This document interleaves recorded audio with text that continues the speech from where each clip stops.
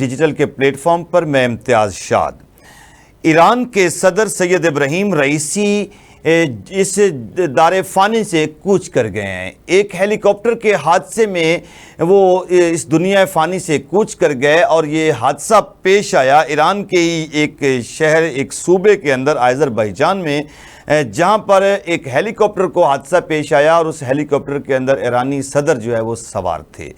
یہ تاریخ کے اندر کوئی پہلی دفعہ واقعہ پیش نہیں آیا کہ ایک ایرانی صدر جو ہے وہ کسی ہیلی کاپٹر کے حادثے کا شکار ہو گئے، بلکہ اس سے پہلے بہت ساری ایسی شخصیات، دیگر ممالک کے سربراہان بھی اس حادثے کا شکار ہوئے اور آج تک ان کا معلوم نہیں ہو سکا کہ اصل وجہ کیا تھی۔ ہم دیکھتے ہیں کہ یہ حادثہ ہوا ہیلی کاپٹر کا اور وہ اس دنیا سے کوچ کر گئے۔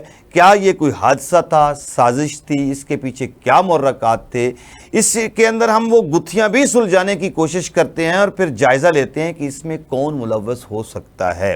بہرحال اس وقت تک تو یہی شواہد مل رہے ہیں کہ یہ ایک حادثہ پیش آیا ہے۔ ہم اس کی کڑی ملاتے ہیں ان تمام حادثات کے ساتھ جو اس سے پہلے پیش آئے ہیں۔ اگر دیکھا جائے تو لیک کاچینسکی جو ہے وہ پولش کے صدر تھے اور ان کے ساتھ یہ حادثہ پیش آیا تھا اپریل 2010 کے اندر، اور یہ حادثہ ان کے ساتھ جب وہ وفد کے ہمراہ روس جا رہے تھے، یہ واقعہ ان کے ساتھ پیش آیا تھا اور وہ جابر نہ ہو سکے۔ اس وقت جو ہے ایک کمیٹی بنی، وہ بھی وزیر اعظم پیوٹن کی سربراہی میں بنی تھی اور اس نے تحقیقات کرنی تھی کہ یہ کیوں واقعہ پیش آیا۔ تو اس وقت بھی نتیجہ یہ نکالا گیا تھا کہ یہ پائلٹ کی غلطی کی وجہ سے یہ حادثہ پیش آیا۔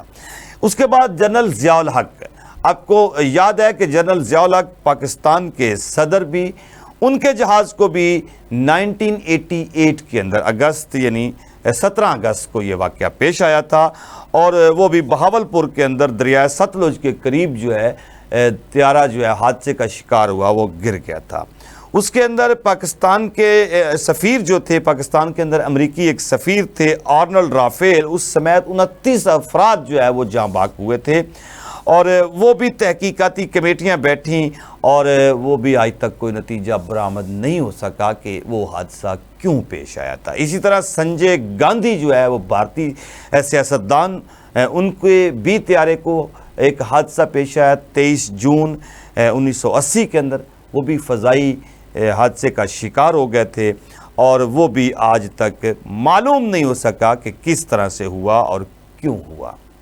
اس کے بعد رشید کرامی جو ہے وہ لبنانی وزیر اعظم، جن کے 1 جون 1987 کے اندر جن کے طیارے کو حادثہ پیش آیا اور وہ جاں بحق ہو گئے تھے۔ اس حادثے کے اندر اور بھی بہت سارے لوگ تھے، وہ زخمی تھے، لیکن آج تک پتہ نہیں چل سکا کہ ان کے اس طیارے کو حادثہ کیوں پیش آیا۔ بالکل اسی طرح بھارتی چیف آف جنرل سٹاف جو ہیں وہ جنرل بپن راوت جو ہیں، ان کا بھی حادثہ پیش آیا۔ ان کا بھی طیارہ 8 دسمبر 2021 کو ان کا ہیلی کاپٹر جو ہے وہ بھی حادثے کا شکار ہو گیا اور اس کے اندر بھارتی ریاست تامل ناڈو کے قریب جب یہ حادثہ پیش آیا تو جنرل پون راوت اور ان کی بیگم بھی اس کے اندر سوار تھیں اور ان کے ساتھ 13 افراد اور بھی سوار تھے، وہ سارے کے سارے جاں بحق ہو گئے تھے۔ تحقیقاتی کمیٹیاں بیٹھیں، بڑی تحقیقات کی گئیں اور آخر میں نتیجہ نکلا کہ موسم کی خرابی کی وجہ سے یہ حادثہ پیش آیا ہے۔ اسی طرح عراقی صدر عبدالسلام عارف جو ہیں وہ بھی اسی حادثے کا شکار ہو گئے اور ان کا طیارہ جو ہے وہ حادثے کا شکار ہوا 13 اپریل 1966 کو اور وہ بصرہ کے قریب حادثے کا شکار ہوا، ان کی ہلاکت ہوئی۔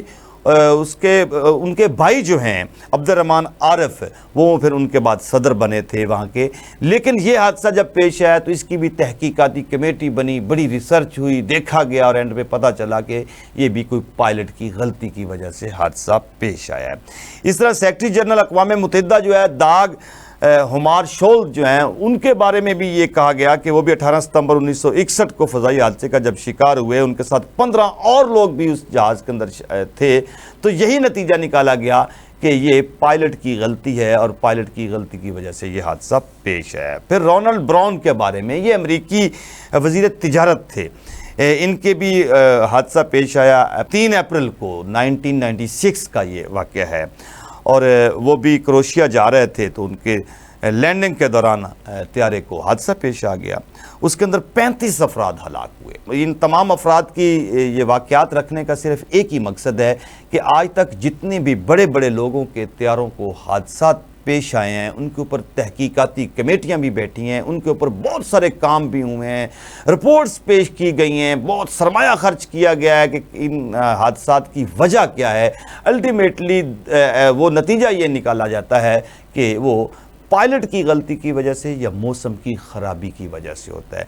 लेकिन इसके बाद आपको जो आम तौर पर कहानियां सुनने को मिलती हैं तो उसके पीछे बहुत सारी वजूहात होती हैं कि इन सरबराहान ममलकत के त्यारों को हादसात क्यों पेश आते हैं।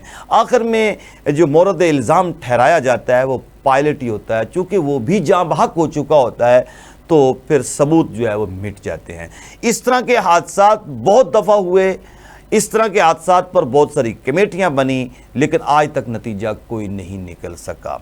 ज़ियाउल हक चूँकि पाकिस्तानी त्यारे का शिकार हुए, उनके साथ और भी बहुत सारे लोग गए, उसके ऊपर भी बड़ी कमेटियां बनी, लेकिन आज तक नताइज नहीं आ सके। और अगर कोई नताइज आए भी तो वो सामने नहीं लाए जा सके। यही वजह है कि ईरानी सदर जो है उनके त्यारे को ये हादसा पेश आया है और कहा जा रहा है कि इस हादसे के पीछे जो कि रूमर्स भी हो सकते हैं कि बहुत सारे मुहर्रकात हैं, ख़ास तौर पे इज़राइल, ये सारी लॉबी इसके ऊपर काम कर रही है। लेकिन इज़राइल की तरफ से तर्जुमान ने ये कह दिया है कि हम इसमें मुलव्वस नहीं हैं। तो बहरहाल अभी तक के शवाहिद के मुताबिक तो ये बात कही जा रही है कि ये एक हादसा ही हुआ है। बहरहाल क्या हुआ है, अल्लाह रब्बुल इज़्ज़त की ज़ात मुस्लिम उम्मा जो है उनके लीडरान को अपनी अमान में रखे। अपने गिरदोनवा का ख्याल रखिएगा। इम्तियाज़ शाद को इजाज़त दें। पाकिस्तान पाइंदाबाद।